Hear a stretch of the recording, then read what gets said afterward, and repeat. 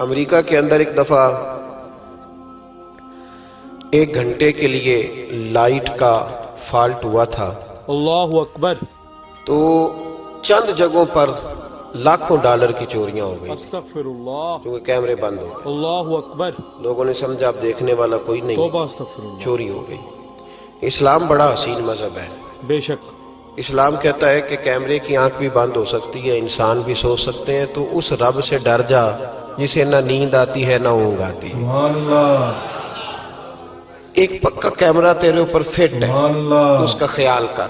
بجا فرمایا، جب لوگ لوگوں سے ڈر کے نیکی کرتے ہیں تو وہ جزوی طور پر نیک ہوتے ہیں، وقتی طور پر۔ اللہ، اتنی دیر لوگ موجود رہیں گے نیک رہیں گے، توبہ استغفر اور اللہ، جب لوگوں سے اوجھل ہو جائیں گے پھر حالات خراب ہو جائیں گے۔ توبہ استغفر اللہ، اس لیے اعلیٰ حضرت فاضل بریلوی رضی اللہ تعالیٰ عنہ سے کسی نے پوچھا تھا کہ نیک کون ہوتا ہے؟ اللہ اکبر، میری بات کی سمجھ آ رہی ہے آپ حضرات کو؟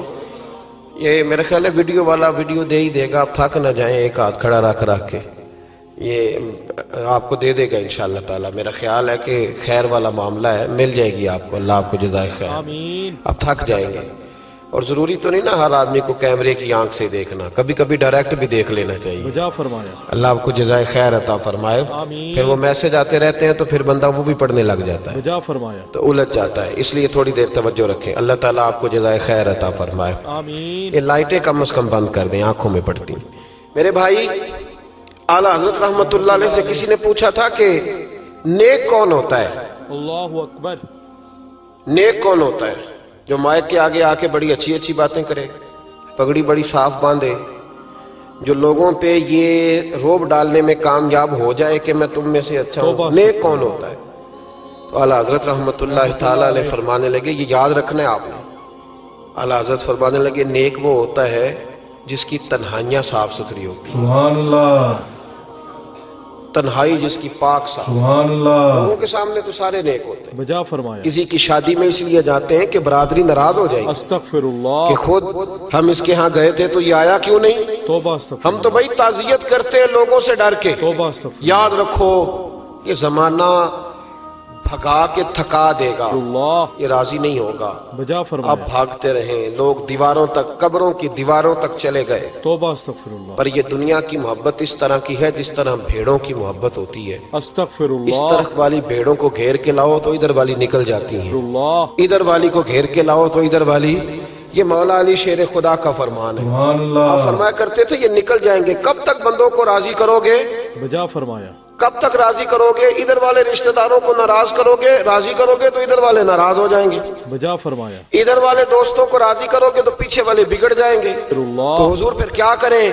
آپ فرمانے لگے ایک رب کو راضی کرو۔ سبحان اللہ، ان الذین آمنوا وعملوا الصالحات سیجعل لهم الرحمن ودا۔ سبحان اللہ، فرمایا اگر رب رحمان تم سے راضی ہو گیا تو لوگوں کے دلوں میں تمہاری محبت پیدا فرما دے گا، سبحان اللہ، پھر لوگوں کے دلوں میں تمہاری محبت۔ سبحان اللہ، اللہ کا خوف پیدا کریں، بجا فرمایا، ڈرا کریں اللہ تعالیٰ سے، بجا فرمایا، یہ ذہن بنائیں کہ میرا مالک مجھے دیکھ رہا ہے۔ بے شک، نیک کون ہوتا ہے؟ پرہیزگار کون ہوتا ہے؟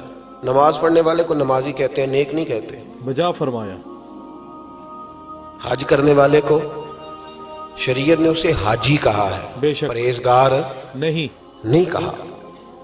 زکوٰۃ دینے والا، صدقہ دینے والا سخی ہے، پرہیزگار نہیں، پرہیزگار کس کو کہتے ہیں؟ متقی کس کو کہتے ہیں؟ جو گناہ سے بچتا ہے، سبحان اللہ، جو اللہ سے ڈرتا ہے، جو محتاط زندگی گزارتا ہے، بجا فرمایا، جو بے تکے جملے نہیں بولتا، بجا فرمایا، جو بے تکی سوچے نہیں سوچتا، بے شک، جو فضول سوالات نہیں کرتا، بجا فرمایا، جو مبہم زندگی نہیں گزارتا، جو اپنے وقت کو ضائع نہیں کرتا، بجا فرمایا، جو کبھی بھی اس رستے پہ نہیں پڑتا جس رستے پہ اسے کوئی کام نہ ہو، بجا فرمایا، جو بڑھ بڑھ کے آگے اپنا آپ دکھاتا نہیں، بے شک، جو ہر روز بھاگ بھاگ کے اس طرف نہیں ہوتا کہ کوئی مجھے بھی جاننے لگ جائے، بجا فرمایا، کوئی مجھے بھی سمجھنے لگ جائے، توبہ استغفر اللہ، وہ متقی نہیں۔ متقی تو وہ ہے جو گناہ سے بچے، اللہ سے ڈرے۔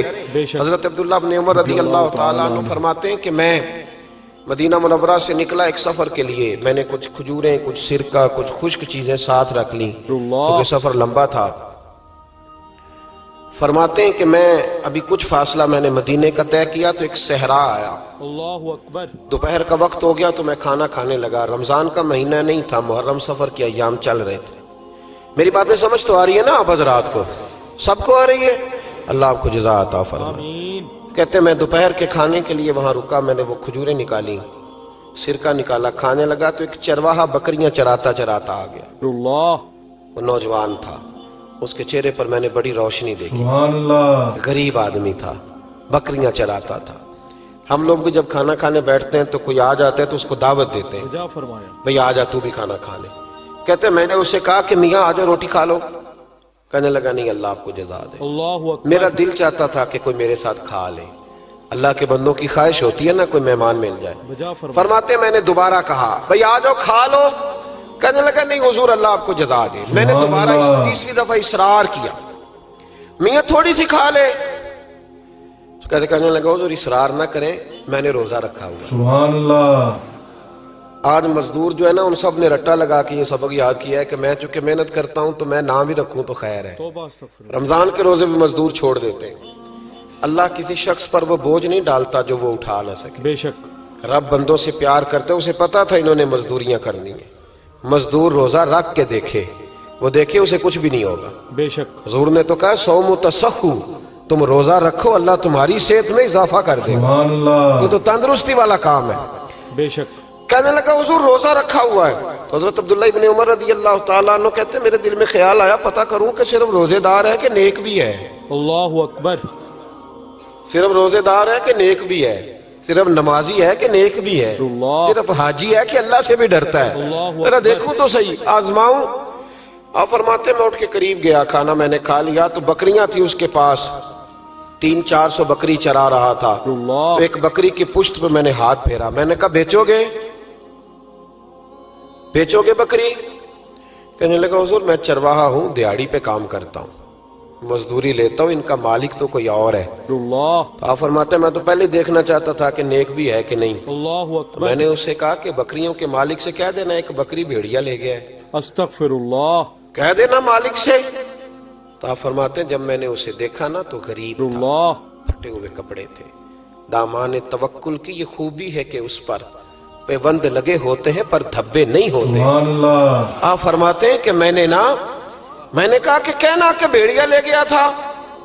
فرماتے ہیں کہ اس کا میں نے چہرہ دیکھا تو داڑھی پر ریت پڑی ہوئی تھی، اللہ اکبر۔ سر پہ ریت تھی، کپڑے پرانے تھے، مکان بھی کچا ہوگا لیکن اس کے نظریات اتنے پختہ، سبحان اللہ، باتوں میں اتنا اثر۔ سبحان فرماتے اللہ، اس نے غور سے میرا چہرہ دیکھا اور پھر اس نے بکریوں کو چھڑی ماری اور بکریاں چلنے لگیں۔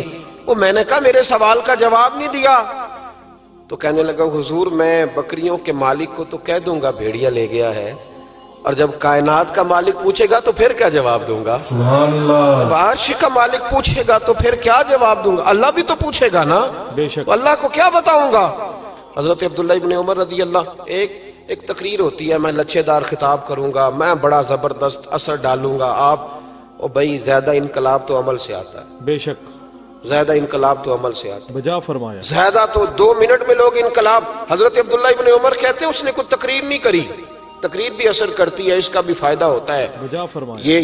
یہ بھی دل صاف کر جاتی ہے، اس میں شک نہیں، لیکن جو عمل کے ساتھ تاثیر ہوتی ہے اس کا تو حسن ہی نرالا ہے۔ بات جو دل سے نکلتی ہے اثر رکھتی، پر نہیں طاقت پرواز مگر رکھتی ہے۔ بے شک۔ تو کہتے ہیں وہ ایک جملہ اس نے کہا کہ اللہ پوچھے گا تو کیا جواب دوں گا؟ تو آپ فرماتے ہیں میں کانپنے لگا۔ اللہ اکبر۔ حضرت عبداللہ ابن عمر، اور یہ وہ شخص ہے جن کو نبی پاک نے کہا راجل صالح۔ سبحان اللہ، عبداللہ بن عمر نیک آدمی ہے، حضور نے کہا نیک آدمی ہے۔ سبحان حضرت عبداللہ اللہ، ابن عمر کہتے ہیں میرے وجود کے رونگٹے کھڑے ہو گئے، اللہ اکبر۔ میں سفر پر نہیں گیا بلکہ میں وہیں سے واپس ہو لیا، اور میں سیدھا اس شخص کے میں نے مالک کا پتہ کیا کس کی بکریاں چراتا ہے۔ اللہ۔ فرماتے ہیں میں نے معلومات کر کے پہلے وہ غلام خریدا، سبحان پھر اللہ، وہ 400 کے لگ بھگ بکریاں خریدی، سبحان پھر اللہ، میں نے اسے بلا کے وہ بکریاں تحفے میں دیں۔ سبحان مجھے کہنے اللہ، لگا یہ کیا ہے؟